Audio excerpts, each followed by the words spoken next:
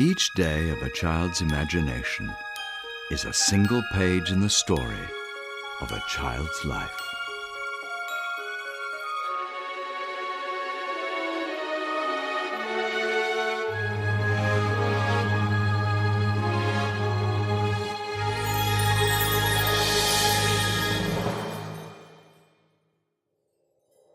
Leave your big impression for the world to see.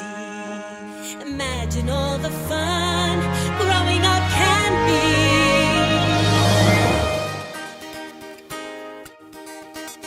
Come along with me, there's so much to see. Hatch from your egg and join the parade. When it's time to grow, it's dinosaurs who know. In the land of Dinoville, footprints of Dinoville.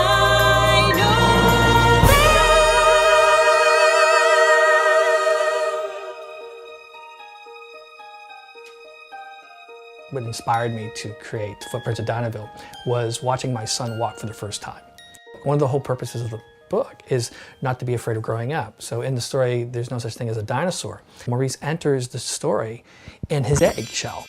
And along the journey, while he's arguing with himself of whether it's okay to grow up, it's not okay, you know, what would you be if you were a dinosaur? During that journey of that story, Maurice, once he starts to accept step by step of what is undoubtedly is going to happen, he starts to lose his shell.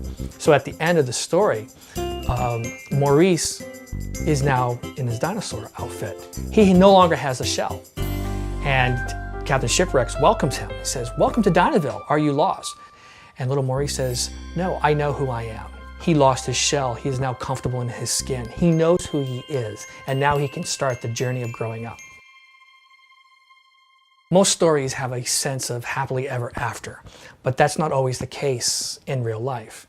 And in a child's imagination, they face challenges.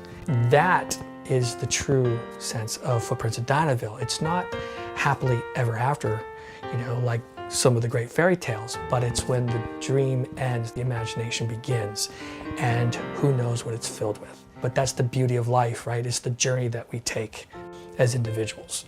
There's always something there, a different chapter, right? And a different page in the book. The iBook represents Footprints of Dinoville in the way that the volume books can't. Now the hard books are about, you know, we're watching the story and the experiences of little Maurice. In the iBook though, it's open to every child. And so the first thing you do is you choose your dinosaur.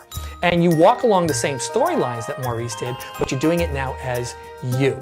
In the iBook, you have the option of choosing having the book read to you.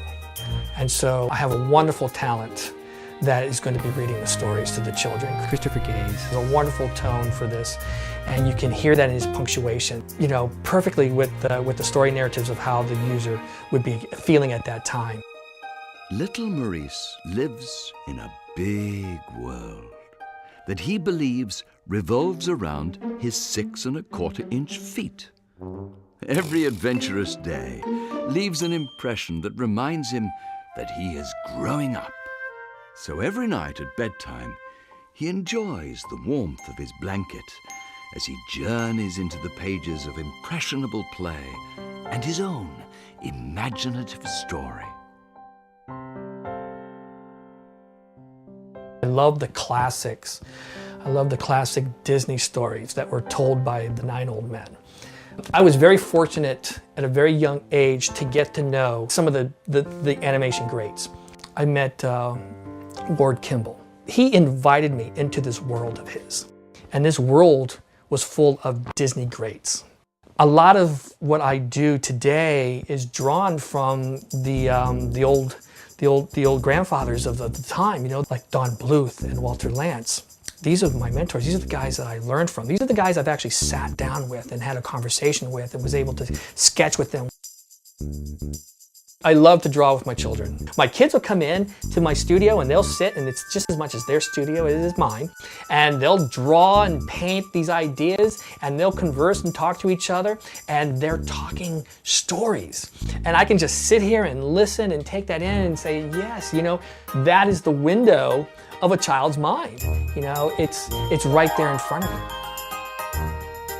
There's a wonderful world, you know, behind the drawings, behind the stories. And I want that opportunity to get that out, because Footprints of Dinoville might have started with my son, but it is about every child. And every child is welcome in Footprints of Dinoville.